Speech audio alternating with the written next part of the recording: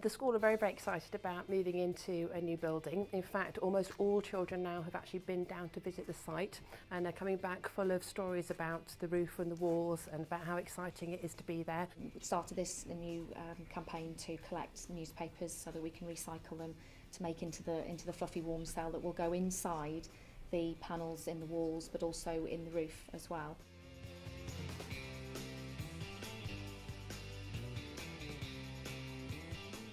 It will allow the children and the whole of the school community, including the church members, to have ownership over the new building as well, so that when we're actually in the new building they can walk down the corridors, touch the walls and say, actually I was part of building this, I was part of keeping us warm. I think it was important for them to understand that they're part of their new school and that however that new school is built, that it can be sustainable. It'll be super insulated with the warm cell, which is a very, very green insulation. The data shown from previous passive house schools is that the kids are performing much better. They're more alert all through the day and they're just taking more on board.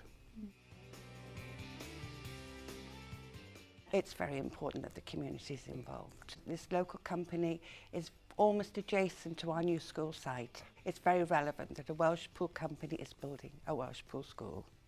The staff and the whole of the school community have been working very, very hard. So we can't wait to get in our new building and it's going to be fantastic.